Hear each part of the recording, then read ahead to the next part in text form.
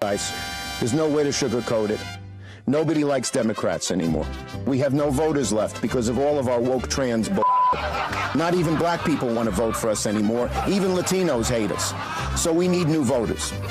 And if we give all these illegal aliens free health care, we might be able to get them on our side so they can vote for us. They can't even speak English, so they won't realize we're just a bunch of woke pieces of shit, you know, at least for a while until they learn English and they realize they hate us too.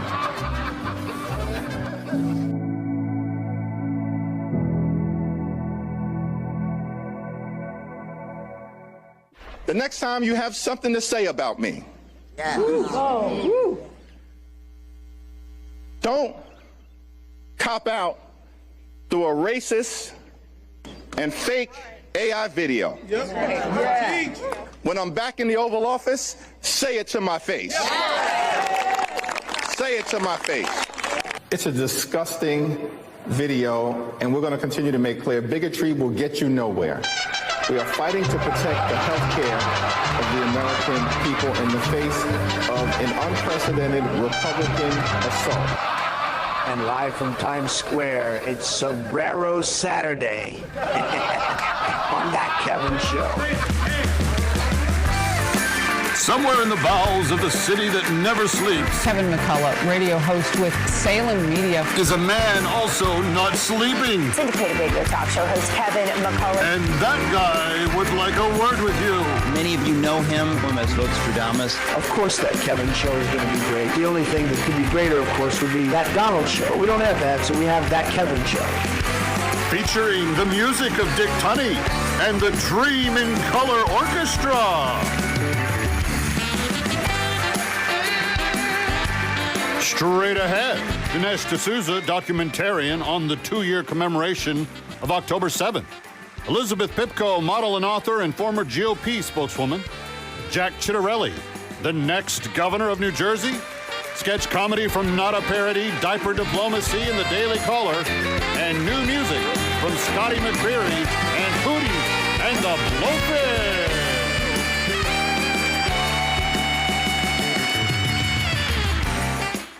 And now from Times Square, celebrating Sombrero Saturday, the only holiday where you can get taxed twice for tequila and still have Chuck Schumer call it free. Here's Kevin!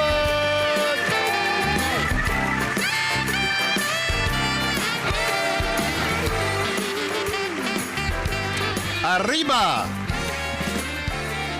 Welcome aboard to the weekend. We've got a lot to get to. And yes, it is going to be Sombrero Saturday all day on the show today. Unless you happen to be one of those TV viewers or DVR players or radio listeners that gets it on Sunday. Then it's Sombrero Sunday. I even had some Jewish friends who were asking me about Sombrero Saturday, and they said, do you mind if we go Sombrero Shabbat? I'm like, hey, knock yourself out. Whatever makes you happy, my friend. Yo quiero winning. So, yes, we're celebrating, but we're not celebrating. Although we're not as sad as we thought we would be because of the shutdown. We got a lot to get to. I'm going to get to all of it in just a minute. But we have another huge show for you. Dinesh D'Souza is here today. We are going to talk about the brand new film that he has just put out, The Dragon's Prophecy. Salem Media has partnered with Dinesh D'Souza to help create this film, and it observes some very important facts about October 7th as we are approaching the second commemoration of that horrid day. But Dinesh will join me a little bit later on. Yes, one of the most lovely ladies on the planet, Elizabeth Pipko, will be back with us. She was my very first guest here on That Kevin Show. But she was the GOP spokesperson last year, and now she's in and out of the White House, and she's still advising the president. She's doing a lot of really cool, fun things. But she's got some thoughts on not just the October 7th stuff, but also where we are with this shutdown mess. And then before we're done, he wants to be the next governor of the Garden State. Mr. Jack Ciattarelli, who might just pull it off, will be with us before we're done as well. Later on in the new music spotlight, you know him, you love him, Scotty McCreery. And special guest, we pulled out all the stops this weekend, Fred. Hootie and the Blowfish join Scotty. It's going to be fantastic. But let's get back to the story of the moment, the Sombrero Saturday. I wrote about it in townhall.com this week in two different columns because once the shutdown started, I kept trying to come up with a reason that this wasn't going to be in some way a good thing for the country. And of course, people thought I was an uncaring, unfeeling, big meanie because I asked the question, where's the downside? And I have a brother-in-law who is active military duty, and I don't want him to go without pay. And I don't want the feeding centers that we help those who cannot help themselves, which are not nearly as many as they would like us to think that there are. But the ones who truly can't help themselves, I want them to be able to eat, and I don't want those things to go without. So I want to pay our military, and I want to feed hungry people. But aside from that, I think there's a lot of upsides to what we're doing right now. Because when you have the government shut down, the government can't spend money. And if the government can't, for instance, and I asked some people about this week, if they can't, like, say, pay the 4,300 lug nuts that work over at the Department of Education. Now, you have to understand what the Department of Education is. From the left, they're going to describe it as one of the most needed institutions in the country, that we're going to be depriving children of everything good that they could possibly learn if we, for some reason, put the Department of Education on leave permanently.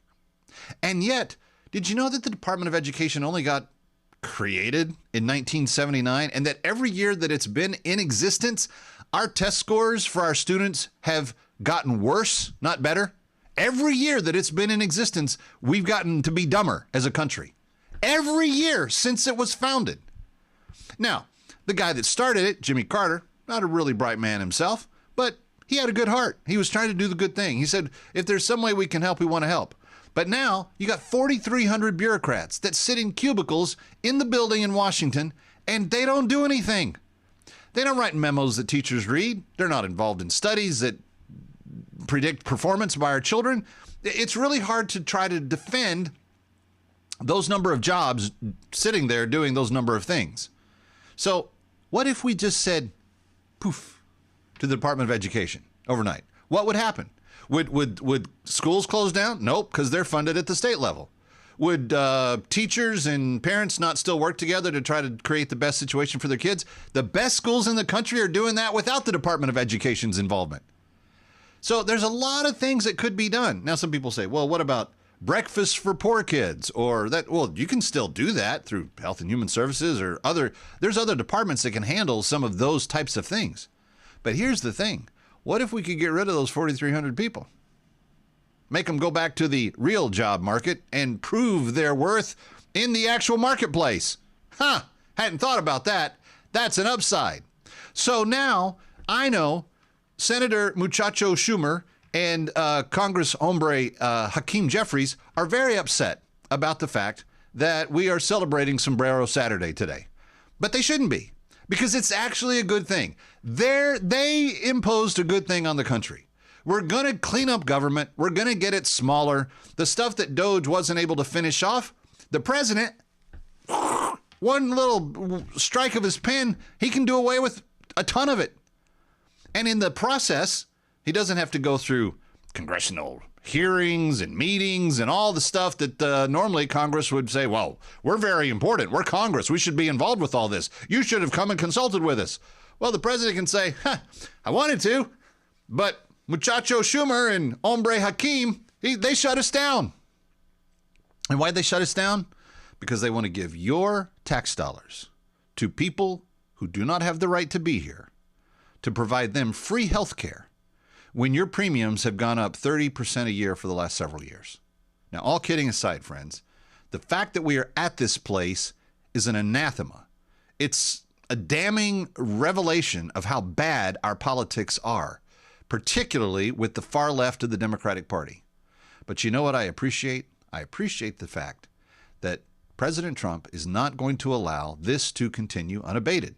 So he'll just start firing people, letting people go, downsizing government in ways that probably have needed to be done for some time.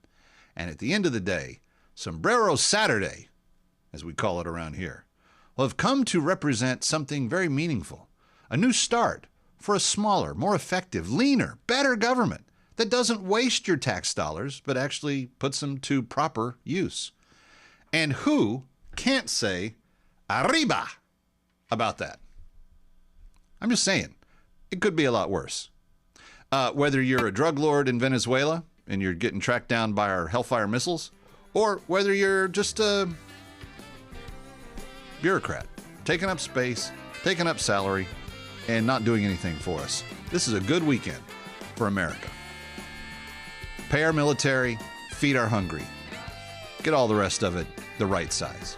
Kevin McCullough, Sombrero Saturday continues. Stay with us on That Kevin Show.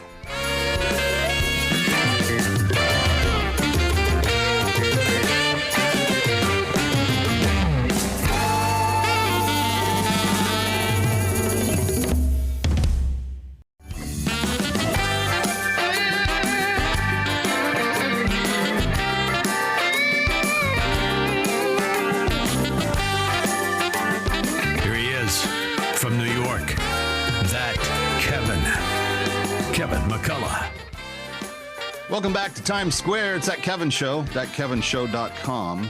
Always glad to interact with anybody who wants to be there. Social media, podcasts, everything all in one spot.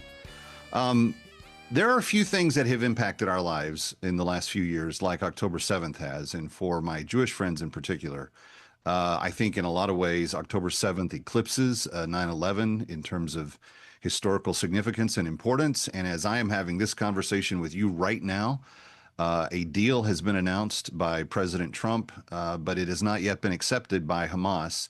Bibi Netanyahu's on board with it, but will it bring an ultimate end to the war in Gaza? We don't know, but we are all hoping for the best. But what does October 7th mean in terms of historical context? And are there larger spiritual implications? That is kind of the idea of a new film from one of my favorite documentarians, Dinesh D'Souza, who rejoins us here at Kevin McCullough. Dinesh, always good to see you. Thanks for making some time for us.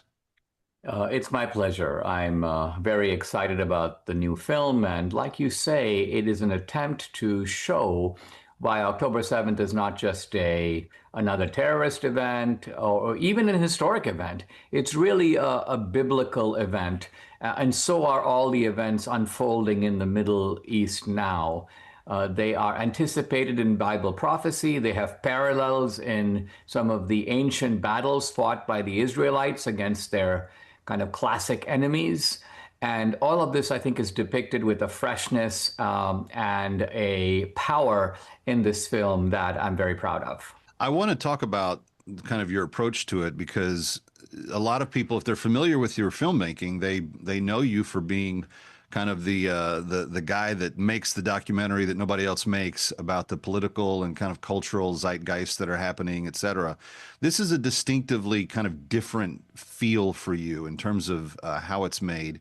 You engaged someone who has been even quite controversial himself, Jonathan Cahn, but who's written a lot and talked a lot about some of these types of things, images from the Old Testament, symbolism, et cetera. But I want to know, Dinesh, beyond all that, what was it about October 7th for you that said this is the film that needs to be made? Because I know that you like to throw curveballs in at the last minute, and sometimes we see things from your films that we don't see from others. This film developed sort of in three stages. My wife and I discovered biblical archaeology at the end of 2022.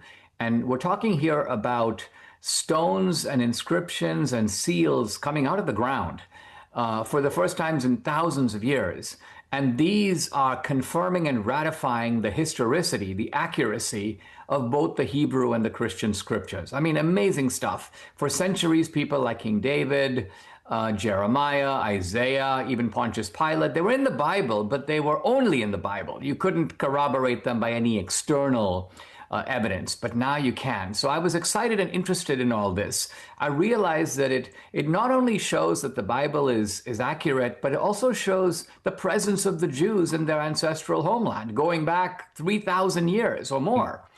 And then along comes October 7th. And I was thinking about these two things together, and I realized that the biblical archaeology belongs in a discussion of October 7th. Why? Because the underlying question is, whose land is it?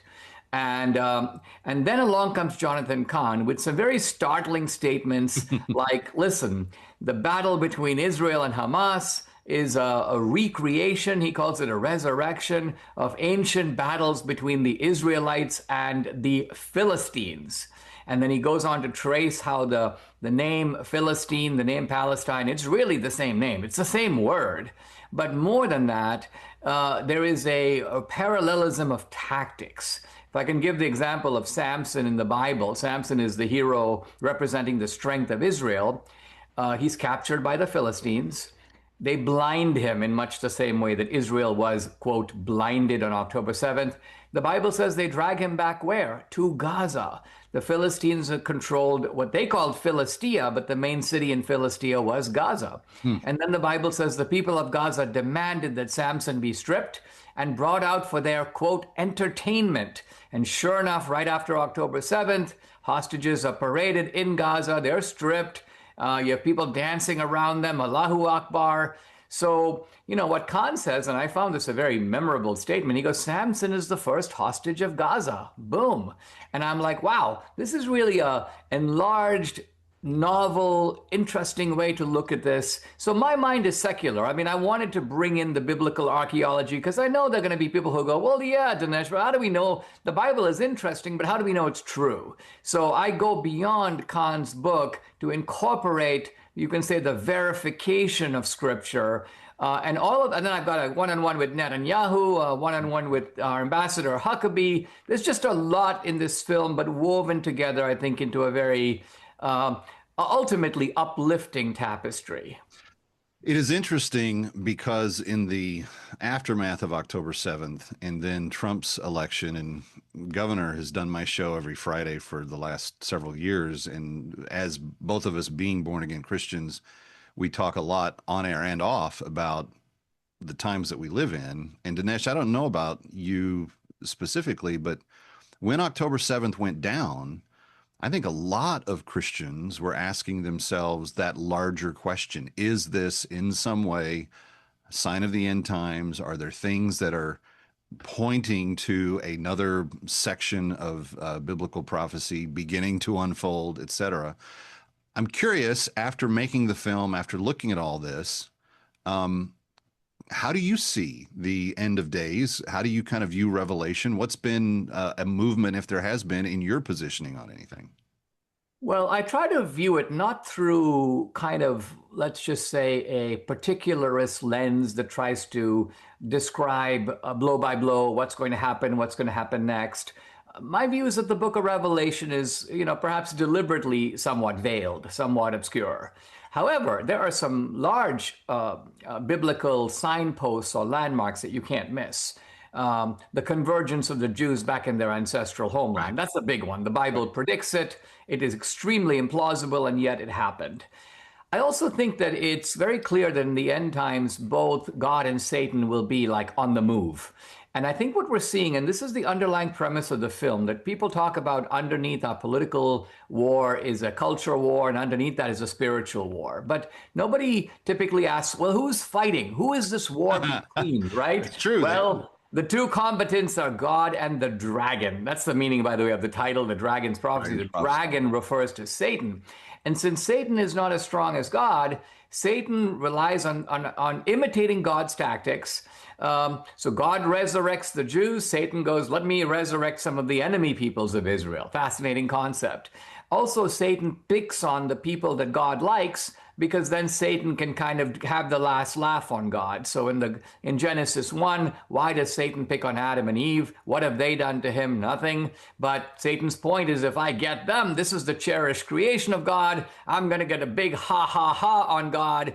I think for the same reason Satan targets the Jews. If they're the people of God, Satan is like, all right, let me destroy them. Let me push them out from the river to the sea. Let me take their Solomonic temple going back 3,000 years and stick a Muslim victory arch on top of it called the Dome of the Rock, and with the Al-Aqsa Mosque as its adjunct. I mean, yes, I do think that all of this is outlined.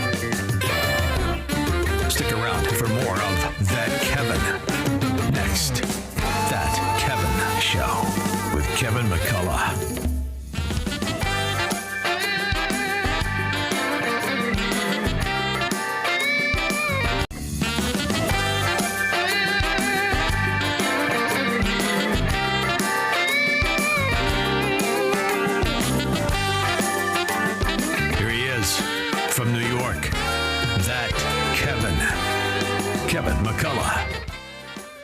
Welcome back to Times Square. Kevin McCullough, glad to have you with us. You see him nightly on the Salem News Channel. If you subscribe to his podcast, you see him in your inbox. But Dinesh D'Souza, one of our favorite thinkers around these parts, and Dinesh has done many important documentary films. But I'm curious, Dinesh, as to where you would rank the Dragon's Prophecy, and we want to send people to make sure that they see it. I'm going to ask you to tell us. There's a number of ways that they can see it in the next few days. I don't want to make sure everybody knows all those, but thedragonsprophecyfilm.com. Dragons is plural. Dragonsprophecyfilm.com when you go there. But Dinesh, where would you, because it is so kind of distinct from your political documentaries in terms of the overarching tone of this, and I think in a lot of ways it's a lot more important. No, I agree. I think that my earlier films, in some ways, are all about the meaning of America. My film on Obama, on Hillary, 2000 Mules, of course, focusing on election issues. So I have not done a global film like this. I haven't taken it abroad. And here I am making, you could say, the moral case for Israel from a biblical point of view, but also from an America First point of view. There are some people, I think, on the right who think America First means America only. And I also think that there is this somewhat rabid and very destructive hatred toward Israel and toward the Jews that is poisoning the MAGA coalition and threatening to fracture it, to actually break it apart. I hope you're wrong on that, but I fear that you are right. Yes, and it's not just an ideological divide, it's also a generational divide. And so we have these sort of, young people these days, and they're spouting just the absolute, not just ignorant, but just malicious lies. And I don't blame them, because a lot of them are dysfunctional kids. They're raised in problematic environments. They don't see a lot of opportunity. So they are ripe for anti-Semitism. But what I do blame are the Pied Pipers, the sort of influential people on the right who are leading them down this destructive road. And like I say, it's not just bad for Israel. It's not just bad for America. It is also bad for the Republican Party. It's bad for Trump. It's bad for America First. Well, I think that there's a lot of confusion about the Israel issue in general when it comes to the MAGA position, because of what you've identified. The idea that America needs to be the first has been interpreted as kind of the only priority. Even President Trump hasn't approached it from that viewpoint. I mean, I was watching the press conference with Bibi Netanyahu, and again, as we are taping this, Hamas has not agreed to the ceasefire yet, so it could just be another exercise in futility, but it is very obvious, and Bibi was not shy about saying it, that there's been no friend to Israel stronger than Donald Trump, particularly in the modern era. So I think that that's a pretty, if MAGA should be reflecting what the president is about, standing with Israel is where we should be.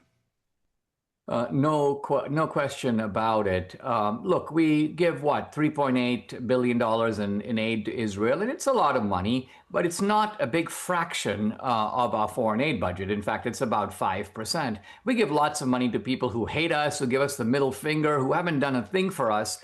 It looks to me like if we evaluate our sort of ROI, our return on investment with Israel, these guys are on the front lines of fighting radical Islam, and they do it with a brilliance that we cannot even hope to match. Look at that stuff with the pagers, Hey, Abdul, you ready for the next jihad? Boom, I wish our CIA could pull off stuff like this, but I don't think they can. They certainly never have. So here's Israel. They're taking on the radicals in Yemen, in the Sudan, in Turkey, in Qatar. They're doing it, and we don't know how to do it. I mean, look at the way Jimmy Carter pulled the Persian rug out from the Shah. We got Khomeini. We helped radical Islam get a hold of a major state. Blew them in. After 9/11, we bombard the Taliban. They all run into the mountains. But guess what? 20 years later, they're back. We botched the situation in Israel. Obama hands over Egypt to the Muslim Brotherhood. So look at our dismal record versus. So it just looks to me like the little Satan, Israel, is doing a heck of a job, and we, the big Satan, need to get behind them. Well, and I think that we have some clarity, at least in the White House, for the time being on that note. I am curious about one other thing, and again, I haven't viewed the entire film yet. Do the Abraham Accords play into this narrative in any way that you and Jonathan discuss in any detail? Not in detail, but I think the relevance of the Abraham Accords is that they do demonstrate that our fight is with radical Islam and not necessarily with Islam itself. We're not fighting the Muslims in Indonesia. Dinesh, just keep telling the truth and keep making people think through story. I think it's one of the most powerful ways that we can get truth across, and there's not enough people doing it, but you are, and we're grateful. Stick around for more of That Kevin. Next, That Kevin Show with Kevin McCullough.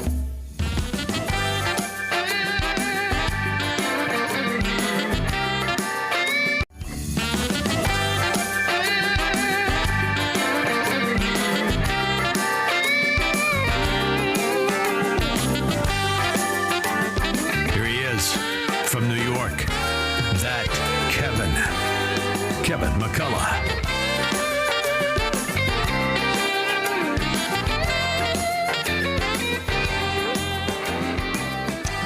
Welcome back. Kevin McCullough, glad to have you with us. Friends, I am very, very pleased to tell you that in the course of this year, where we have asked you to help us with our slave liberation project, and this is, I think, the 8th year we've done it, we've seen over the course of those 8 years, by the way, just on this show, more than 5,000 human beings be liberated from human slavery, and that touches me greatly.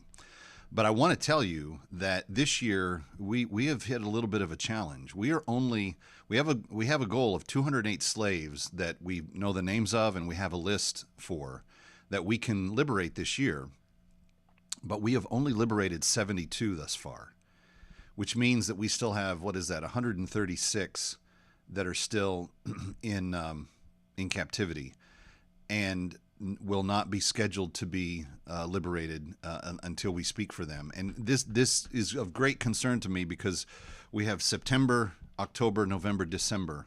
Now, we could do that fairly simply if everyone that has the potential to liberate a slave steps up and says, I will do that. I will be part of that solution. We could do that pretty quickly.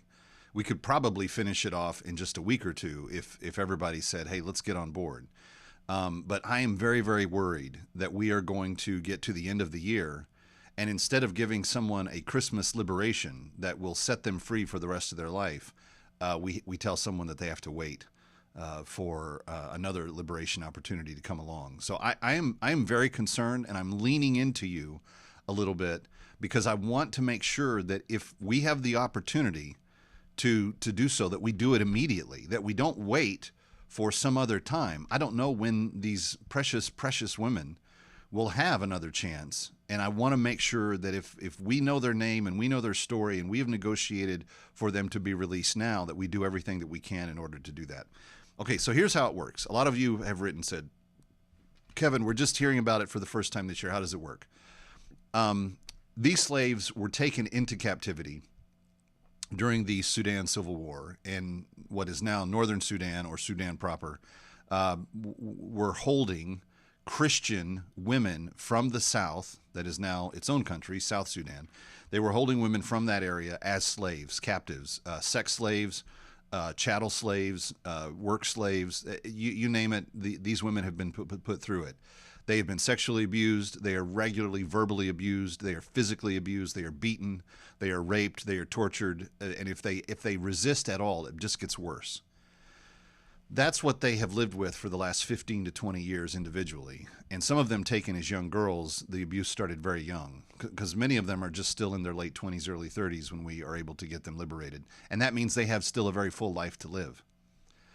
My friends at Christian Solidarity International, who were kind of crucial in getting the peace accord drawn up between the North and the South in Sudan and used the American administration and other governments to help put pressure on the two sides, was not able to convince the international community to do anything about the slavery. So we have Christian Solidarity International and people like you and I have been diligently trying to get the 185,000 slaves out of northern Sudan back to southern Sudan where they came from. And to date, we've liberated over 100,000 slaves, which is amazing. The problem is that we have about 35 to 40,000 slaves left, and that does include the children of some of the slaves who were impregnated by their slave masters in slavery. But this is how simple it is, and this is how it works, and it's a very, very simple process. $250 one time. $250 one time liberates a slave for life.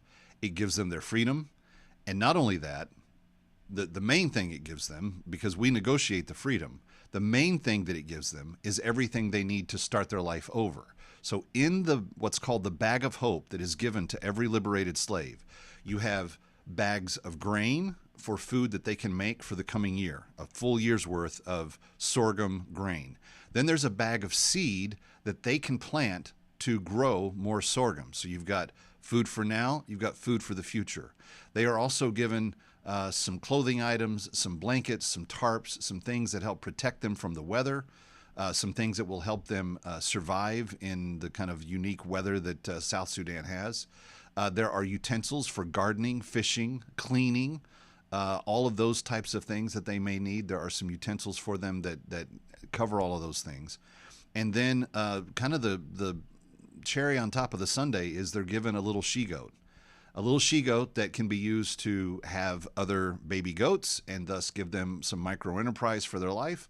That and growing the grain and producing the milk and the cheese. They can also have a lot of food products that they're going to be able to use. Some of them will be able to liberate their children with them, and so this will be automatic nourishment for their kids, the goat milk in particular.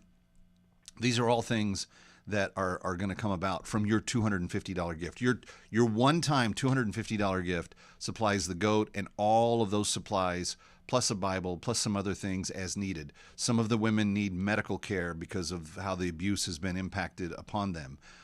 They receive that at no additional charge. Counseling, the ability to talk to people from CSI, the ability to write their story down and remember their name. They also help them find the original place of origin where they came from in South Sudan. And if they have family, if they have friends who remember them, they try to relocate them there.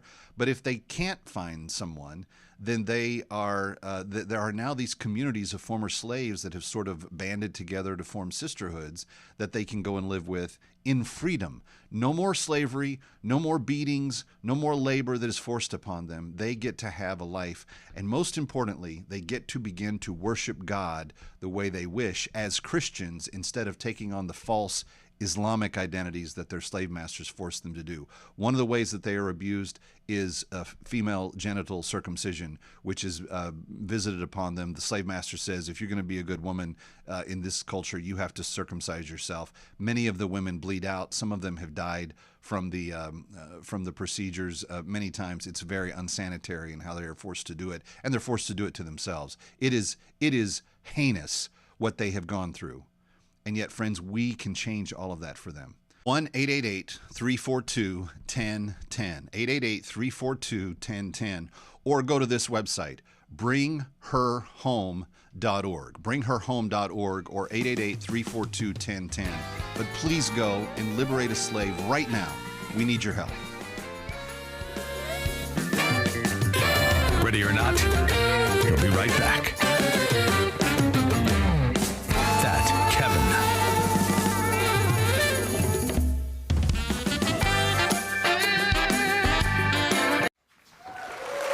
Welcome back to That Kevin Show as we kick off hour number 2 in just a few minutes. Let's have a bit of new music spotlight with Scotty McCreery and Hootie and the Blowfish. Everybody's got a summer that they can't forget. They hold on to and go back to. Your mind's on the Carolina coast, still burning in my mind like a red sunset.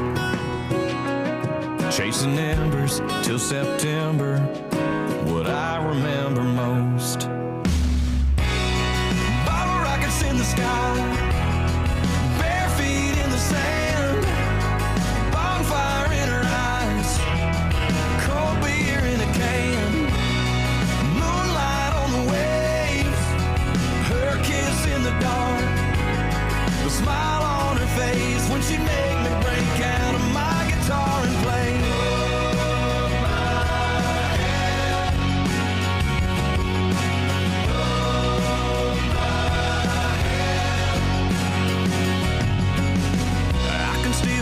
fingers wrapped up in mine. Can still hear her laughing, see her dancing. You're making more than that sundress spent. Who says you can't go back in time? Yeah, when that song, it comes on, I'm on rewind and I'm 17 again. Bottle rockets in the sky, bare feet in the sand, bonfire in her eyes, cold beer in a can, moonlight on the waves, her kiss in the dark, the smile on her face when she'd make me break out of my guitar and play. Want you to hold my hand. Oh, I got a hand for you. Yeah, I got a hand for you. I wanna run with you. Wanna run with you.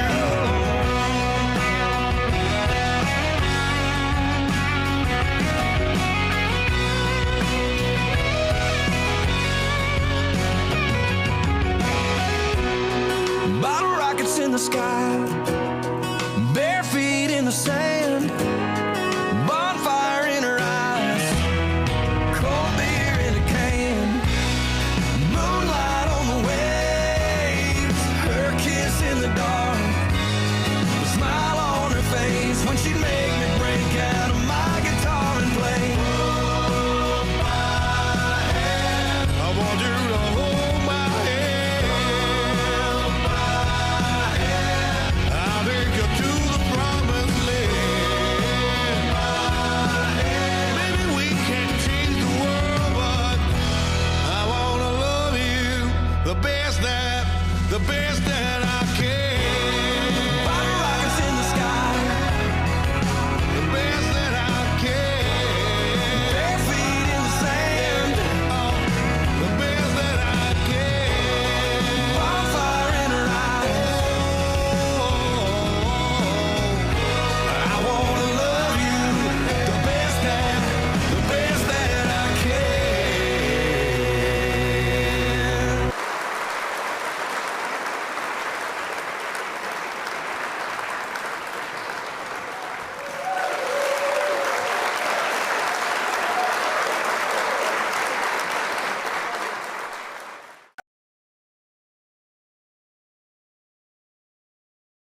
Just going back to the sombrero, you said that the president's joking, but Hakeem Jeffries says that these memes were racist. What's your response to that? And just if I may briefly go off topic, Secretary Hegseth yesterday made an edict about no more beardos in the military. Just wondered what. Sorry, what did he say? No more beardos. Beards. Oh, sorry, it's my accent. Just wondered your response to that. I didn't see that particular comment. I thought Pete gave a hell of a speech, and a speech that really is just oriented around returning the American military to the very high standards that it has had for virtually its entire history until Joe Biden came along and decided to lower standards. I think it was bad for our military, and it was bad for our troops. When I was a young United States Marine, I did not have a beard. I am now the vice president, so I get to do what I want to do.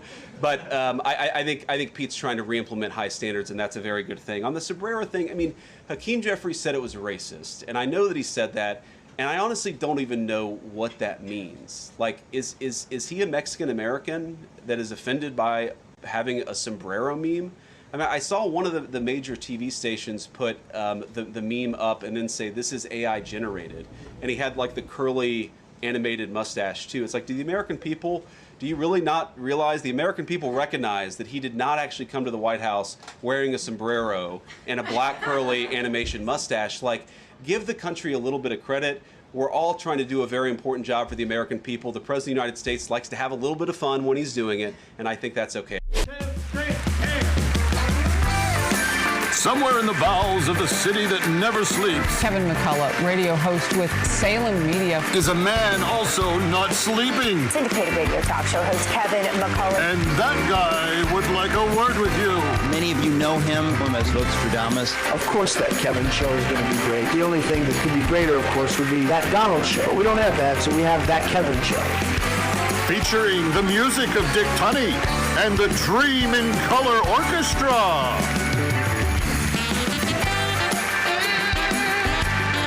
Still to come.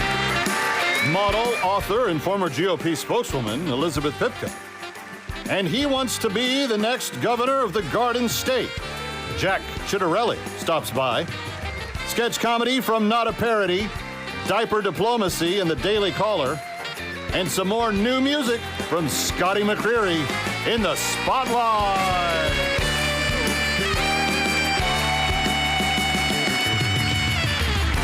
And now from Times Square, where the Democrats' newest contribution to American culture is Sombrero Saturday. Because who needs jobs or borders when you've got party hats?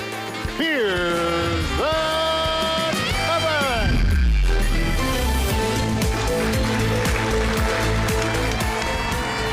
For Assignment Desk Weekend, I'm Kevin McCullough. The U.S. military proudly announced this week that they sank yet another alleged drug boat off of the coast of Venezuela. Officials say the boat was allegedly trafficking cocaine.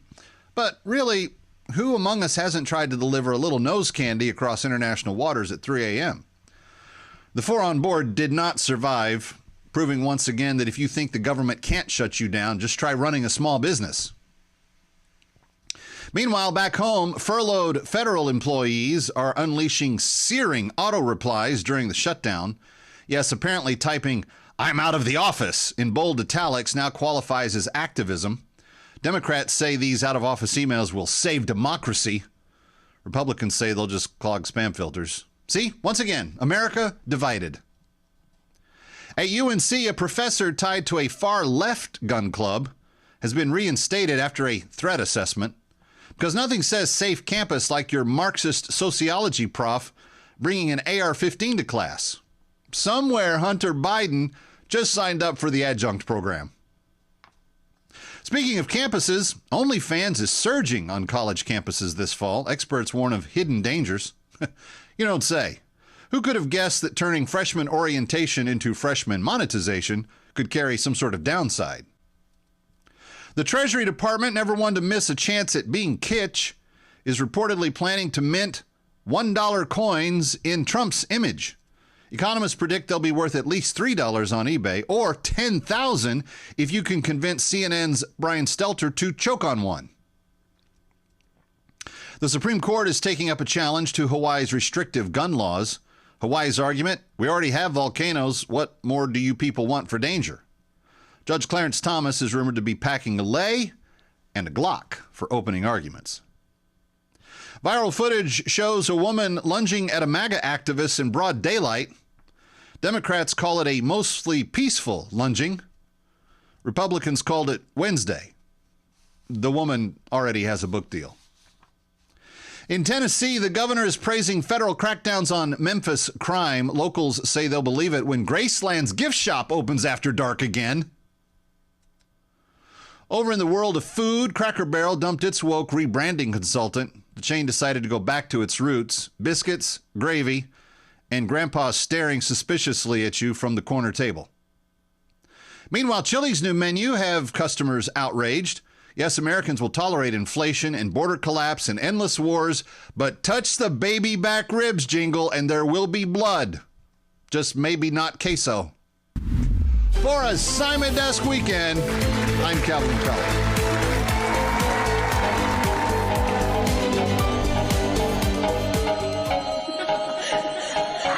Campbell is never gonna beat me in November. Donna's gonna make the country better than you can remember. Campbell is never gonna beat me in November. Hey, Margarita. Campbell is never gonna beat me in November. Donna's gonna make the country better than you can remember. Campbell is never gonna beat me in November. Hey, Margarita. When I dance, I do the Margarita. Shake it on my trailer campaign now. They all love me, cause I'm Dante, and every good American wants me. Votes for me, Joe just beat on himself the third time this week. Votes for me, Joe just beat on himself the third time this week. Campbell is never gonna beat me in November. Donna's gonna make the country better than you can remember. Campbell is never gonna beat me in November. Hey, Margarita. Campbell is never gonna beat me in November. Donna's gonna make the country better than you can remember. Campbell is never gonna beat me in November. Hey, Margarita. Margarita, Margarita, Margarita, hey. Margarita, Margarita, Margarita, hey.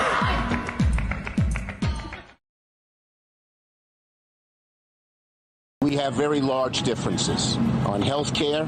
During the fight over the government shutdown, something beautiful happened.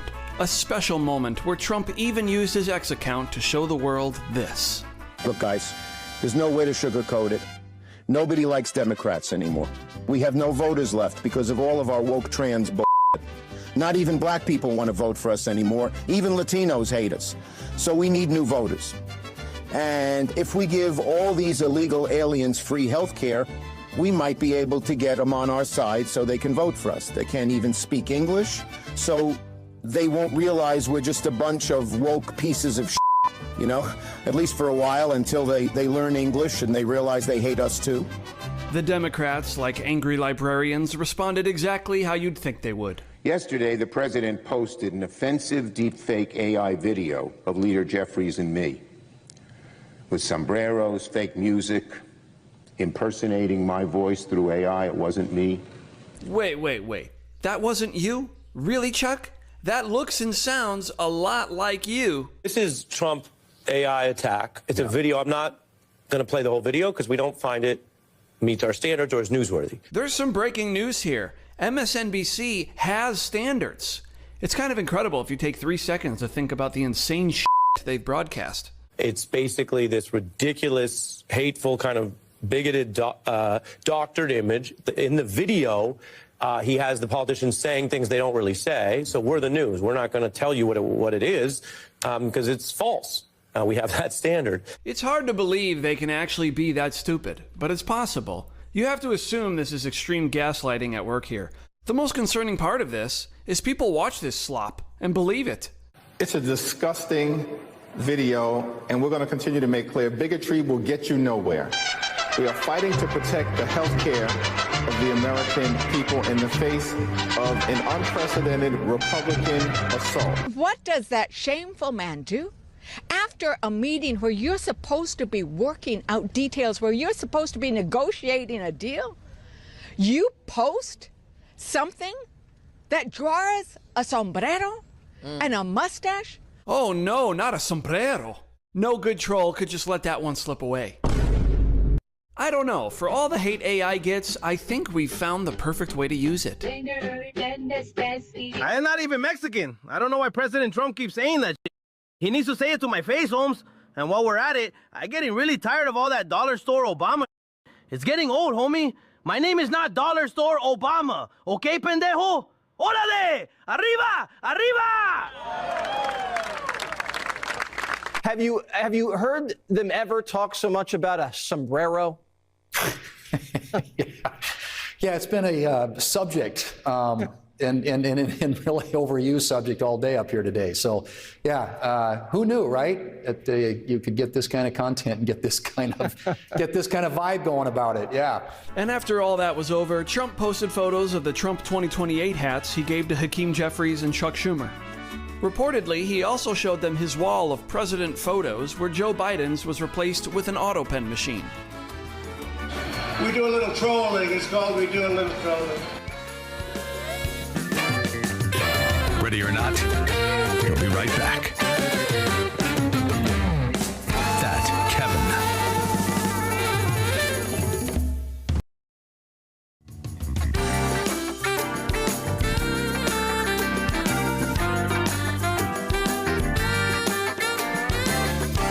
Now, back to That Kevin Show with Kevin McCullough. Welcome back to Times Square. It's That Kevin Show, thatkevinshow.com for everything related, including the podcast and the videos and the highlights and the excerpts and the columns and everything else. Thatkevinshow.com, never behind a paywall, always available for you.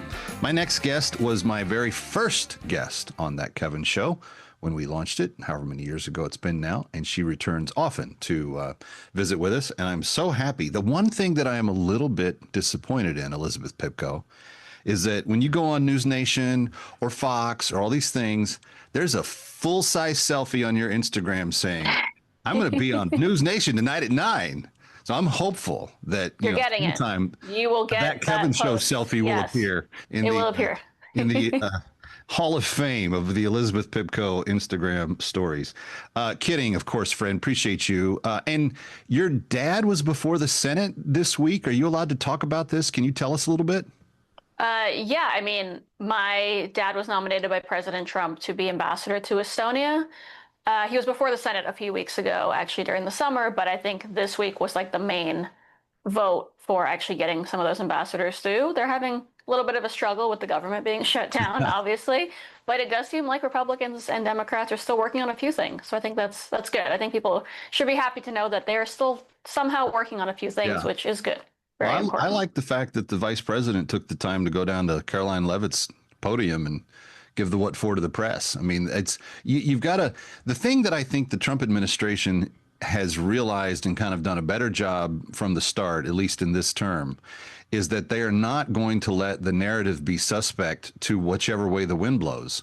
Like, they are not only going to be there ready to respond to things that are untrue that are said about them, but they're going to set the narrative in many instances. And I think that you're seeing that, Elizabeth, in the approval ratings, in people's satisfaction. I'm hearing that Republicans for the 2025 elections, which even aren't, I mean, they're not very many. There's like a gubernatorial race in Virginia, New Jersey, and the mayor's race in New York, and a handful of other things. But like, we're up 1 million, Republicans are up 1 million plus registrations across the country in an off year. And that has to be attributed to not only the efficiency of the administration, but how well they're executing the campaign that they waged. Yeah, I mean, I have to actually give a little bit of credit to the left. I actually think a lot of it is because the left has been so bad that people learned their lesson as well. Yes, I think the right, we figured it out, right? We went into the first administration very naive, thinking that the campaign was over and that the viciousness would stop, the vitriol would stop, and that would be like fair game. And it obviously was not. I don't think it's been fair game for anyone on the right in the media since Donald Trump announced back in 2015. But at the same time, the left has gotten caught lying so many times. They've gotten caught manipulating things, really just working overtime to make Donald Trump look bad. And not just because they hate Donald Trump, but because they want to sow this division in the country because it makes them more money and gets them more clicks. And I think people have finally caught on. They don't want to hate their neighbor because they voted differently than them or because they like Donald Trump or see him differently. And I think it's a combination of us realizing that people were actually working against us, even though we just wanted to make the country better, and the left really just disappointing everyone, minus like a tiny faction of the far left radicals left in America who actually still listen to what they have to say. Well, I actually wrote about that this last Wednesday, I think it was, for Town Hall, because I said, you know, on the shutdown issue, for example, it's so odd because you have them literally willing to go to the level of shutting down the government because they're not getting more stipends to pay for socialized medicine to give to people that don't even have the right to be here to begin with. And then they lie and say that's not what it's about, that they're not trying to get, you know, extensions on tax credits for free illegals for health insurance. And yet that's exactly what the text of their, you know, desired legislation reads as. So it's like they don't even know. They're not even very good at lying. That's my point. Like, it's so bad. And it is. In addition to that, Jesse Waters and Jessica Tarloff this last week, Jesse starts the nightly program on Fox, and he says something like, you know, well, it's just showing what they're going to have to play defense on this whole election cycle because they're going to be out there defending crime and illegal immigration and all the stuff that takes Americans' rights away. And he cuts to Jessica Tarloff, and the first thing she says, well, you know, crime's not terrible. It beats having your cities militarized. And I'm like, he just said you were going to say that.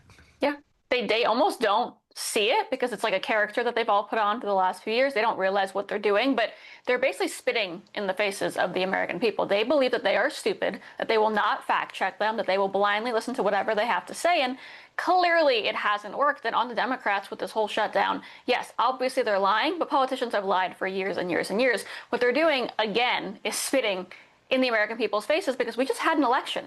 All these policies, they were on the ballot. All these individuals were on the ballot. They lost. There's a reason Republicans hold the presidency and the House and the Senate. So to turn around and say, hey, we're going to hold the government hostage if you don't give us this, when the American people just voted against all of these things, is really, really disrespectful. Of course they're lying. Of course they're politicians. They always have been. They're going to continue down that path even though it hasn't worked. But the American people just told them they're not interested in this. So to shut down the government out of pure selfishness, knowing the American people don't support them, that is peak Democrats 2025. And even having truly. Democratic senators calling them out saying it's not the Republicans shutting it down, it's you guys. Yeah. It's because it's that one extreme wing of their party. Let me move on because I've got a number of things I want to touch base with you on. There's no bigger Israel supporter in talk radio and television than yours truly. I've been multiple times. I know Ambassador Huckabee super well. He's like a family member. My first visit to Israel ever was hosted by Bibi Netanyahu. So I feel like I've got a lot invested in the future of this country that I deeply love. As an evangelical Christian, I see the Israeli people as my brothers and sisters. I don't see them as something other. This last week, Bibi came to the White House.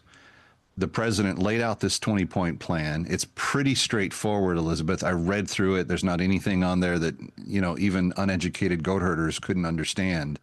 And yet, as of this conversation at this moment in time, Hamas has not signed off on it.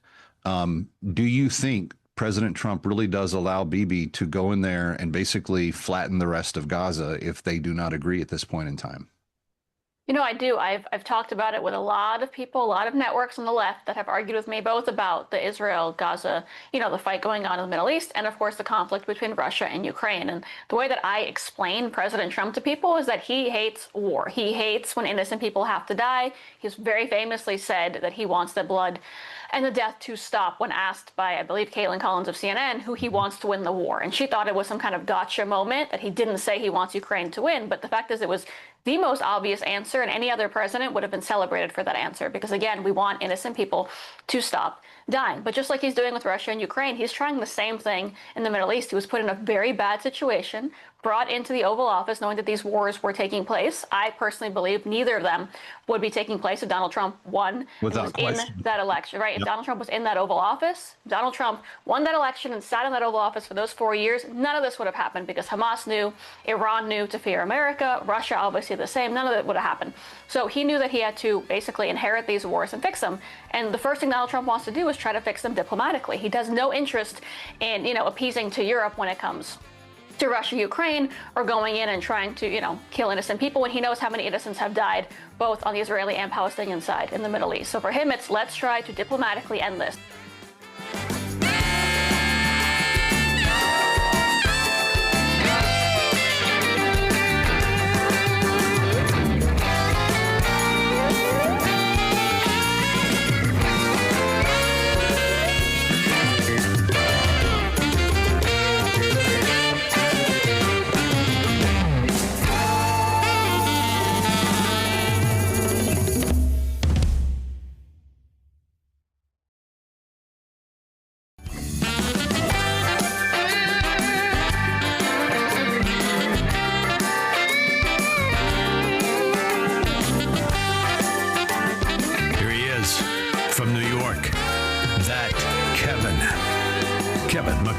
Welcome back to Times Square. It's That Kevin Show, thatkevinshow.com for everything that you're looking for.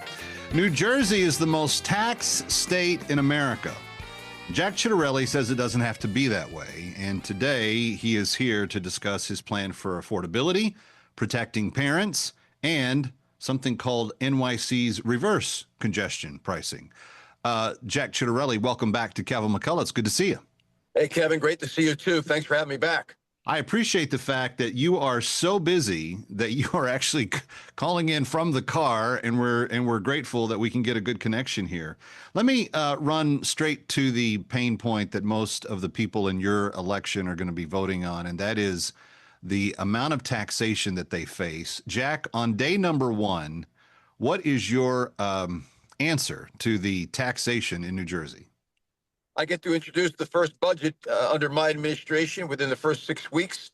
It'll take effect on July 1st of my first year in office, and that will reflect a downsized state government. I'm going to very responsibly and surgically reduce the size and cost of our state government to afford a tax cut for individuals and businesses. Our individuals and our businesses are the highest tax in the country. We've got to grow our economy. We've got to put more money in people's pockets so we don't have an affordability crisis in New Jersey. So that's what happens on day one. We go to work on a state budget that reduces taxes across the board.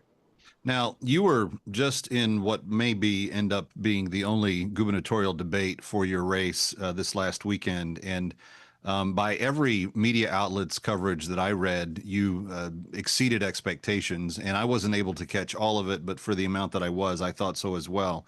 But one of the things that you made mention is that your opponent has not pledged to keep taxes where they are or to not raise taxes. And yet she's trying to, through on-air ads, claim that you're the tax hiker. What universe is this person in? My opponent is about power, not people, Kevin, and that's why she's lying throughout the campaign on a number of issues, one of which is taxes. And I just found it extraordinary. When I was asked about her ads, I said it's a blatant lie. Nobody's taxes are going up under Governor Ciattarelli. And then they asked her the same question. And she said, I'll be fiscally responsible, but I'm not committing to anything. So let me see if I get this. You're lying about my tax policies, and then you turn around and say that you won't reject the notion of you increasing taxes. It's the height of hypocrisy. Yeah, I think that's the way a lot of people are going to interpret it. You have floated this idea of, and I think you're the first person and the only person I've heard put teeth to it, reverse congestion pricing. We've heard about New York City's congestion pricing for about 10 years. They have finally implemented it, and I think it's hurting the city in pretty remarkable ways. But you are actually floating something called reverse congestion pricing. Why are you floating it, and what are you hoping to achieve from it? I wish I wouldn't have to do that, but if New Yorkers are going to go ahead with that congestion pricing plan, which I think is an egregious money grab, New Jerseyans should not be paying to fix the New York subway system. And if they go ahead with it, any New York plate that comes through the tunnels or over the bridge in the morning into New Jersey, I'm going to hit them with a congestion pricing fee, and we'll dedicate it toward New Jersey Transit. We're not going to be pushed around on this, Kevin. New York's got more than enough to fix their subway system. Putting it on the backs of New Jerseyans just isn't fair in my mind. I actually think some outer borough people agree with you as well, but sadly they wouldn't be impacted by what you would decide to do to protect your voters. Let's talk about New Jersey Transit. You just mentioned it. They keep bleeding riders. What's your 12-month triage? How do you fix them in short order? First and foremost, we're putting all of our mass transit systems under one roof. Right now, we've got, Atlantic City Expressway under an authority. We got the Parkway Turnpike under an authority. New Jersey Transit's under an authority. We're putting it all under the Garden State Transportation Authority, just like other states do. And we'll have only one management structure. Better accountability, better transparency. I'll provide the necessary subsidy from our state budget. But specific to New Jersey Transit, Kevin, we've got to reevaluate every single bus and train line to make sure that the ridership justifies the existence of that line. And where it doesn't, we'll have more resources to dedicate to those routes that serve the greatest number of commuters. That seems to make a lot of common sense, and I hope that is something that voters are looking for. Let me shift gears. Let's talk about parents and classrooms for a second. You've drawn a very clear line on what you call parental notification and curriculum transparency. You stood with a bunch of parents just a few weekends ago demanding that parental notification and parental rights be respected by New Jersey state schools. What can you do as governor to bring back a better environment? This is kind of a toxic thing, the way the teachers unions are at odds with the parents all the time. You seem to be saying you are a parent's guy. How do you fix it? First thing I do as a candidate is produce a Republican majority. Now, you remember how we flipped 8 seats back in 21 when that was wind in my face. We've got some wind in our back this time around. I could flip at least 13 seats. Stick around for more of That Kevin. Next, That Kevin Show with Kevin McCullough.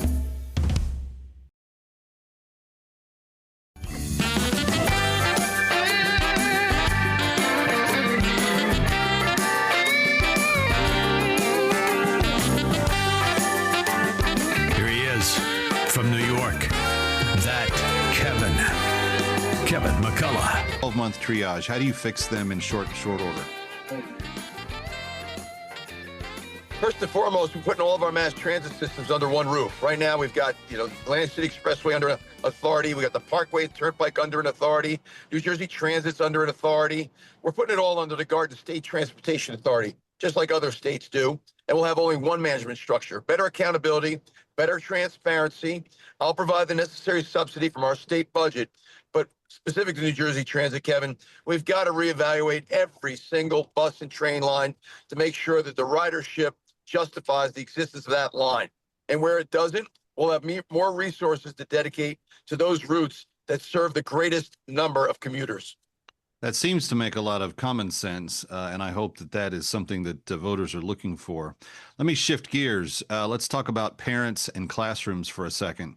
You've drawn a very clear line on what you call parental notification and curriculum transparency. You stood with a bunch of parents just a few weekends ago demanding that parental notification and parental rights be respected by New Jersey state schools. What can you do as governor to bring back a better environment? This is kind of a toxic thing, the way the teachers unions are at odds with the parents all the time. You seem to be saying you are a parent's guy. How do you fix it? First thing I do as a candidate is produce a Republican majority. Now, you remember how we flipped 8 seats back in 21 when that was wind in my face. We've got some wind in our back this time around. I could flip at least 13 seats. And with 13 seats, we get to 41. That's a majority in our state assembly. We bring better balance and I think better debate and better policy out of the legislature when that happens. But I'm going to fight like hell for this, Kevin. My opponent has said she's continuing with the LGBTQ curriculum in our public schools, but she's gone a step further than Phil Murphy. She has said that she's not going to let parents opt out of those lessons. My goodness. I think if parents want to opt out of those lessons, they should. But I will tell you, as governor, we're not going to have an LGBTQ curriculum. I'm an inclusive guy. I'm all about a safe environment, all about a welcoming environment. But there's no need for that curriculum to be in our public schools. There's some other things being taught there that belong home at the kitchen table. I'll have a parent's Bill of Rights. I will have an attorney general and a commissioner of education who are sensitive to parental rights. And we'll have a public school curriculum that respects parental rights with an age-appropriate curriculum. Is it safe to say that Governor Ciattarelli will see to it that boys are not in girls' bathrooms? Absolutely. Policy 57, 56 goes out the window on day 1, too. We should not be keeping secrets from parents. So biological boys should not be playing in girls' sports. That's dangerous and not fair. And we won't have policy 57, 56. Our children are best served when school districts and parents work in partnership, not in secret. There seems to be a certain element of your constituency that wants to see reading and math. You know, the things that schools were all built for? They seem to want to see those back on track. And there's ways to help literacy. There's ways to kind of get these core curriculum subjects back into the center of the educational process. What's your plan for this? I replaced everyone on the State Board of Education on day 1 and replace it with people who agree with me on what our public school curriculum should be. We're graduating illiterate kids, Kevin. 50% of the incoming freshmen in our 19 community colleges are taking remedial courses, okay, that don't even qualify for college credit. Now, it's great that the community colleges are there for them, but that's a travesty. We've got kids that are graduating high school that don't know how to sign their name because we've stopped teaching script, cursive. I mean, these are all the things that we're failing our students, but we'll get back to the basics, and that includes providing vocational training for those kids that don't want or need to go to college. That's another common sense solution. Let's talk about school safety for a second. The nation is still reeling from the dramatic assassination of Charlie Kirk. That was on a college campus, but just a week before that, there were kids that were killed at a school in Minneapolis.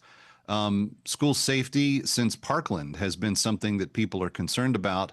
What is the Ciattarelli plan to keep schools safe? Work in partnership with our state school boards association to learn what is it that we need to do from a technological standpoint and from a law enforcement presence standpoint to make sure this kind of thing just doesn't happen in New Jersey. We can't tolerate this. We shouldn't have parents worrying about whether or not their children are coming home from school each day. Last question on this section, immigration and sanctuary city policies. What happens to this pretty wide open border, not at the U.S. southern border, but at the New Jersey state border the day you get elected? Hey, the president has done his job. He shut down the border. He secured it. Illegal crossings are down 98%. I think it's time for governors to do their job. And so executive order number 1, no town in our state will be a sanctuary city. We will not be a sanctuary state. That only encourages illegal immigration. It's the job of law enforcement harder. We're not doing that here That ends on day one. If you notice the debate, another question my opponent refused to answer. I don't know what's so hard about this. We're starting to lose contact with you. Let me just get one more question in before we're done. The race is close. You mentioned in 2021 where Trump did 11 points worse in his race in 2020. You were right there. You tied the gap. He did, what was it, 16 points better, 11 points better this go around. If all things are equal and stay the same, that puts you into a slight advantage in this election cycle. The polls are starting to show it. I think you're, 7 down in one of the latest ones. How are you feeling about the contrast and the electability and what you're dealing with here as we start the final stretch? Kevin, we don't trust the polls so much that come out of our universities. They just don't make the necessary investment. We find that Republicans, and men in particular, are underrepresented. My opponent's polls show this a dead heat. We've got it as a dead heat, and outside agencies have it as a dead heat as well. And for me to be there with 6 weeks to go, I say we're in really good shape. The Quinnipiac poll that came out this week, they had me down, I think it was 7 or 8 points. Last time around, they had me down with 12 points with 2 weeks to go. And last year, they had Kamala Harris winning New Jersey by 20 plus. We trust our internal polling. We're right where we need to be. And evidence of that is that in the last 5 weeks, I've been endorsed by 3 different Democratic mayors across the state. People have had it, and I'm not just talking about Republicans. Yeah, no, that's pretty obvious. All right, Jack Ciattarelli, you got to come back and see us again before Election Day. But friends, if you would like to give a gift to Jack to help him get across the finish line, jackfornj.com, and we'll see you down the road. Kevin, thank you. Looking forward to it. Always a pleasure. Kevin McCullough coming back from Times Square. Don't go away. Stick around for more of That Kevin. Next, That Kevin Show with Kevin McCullough.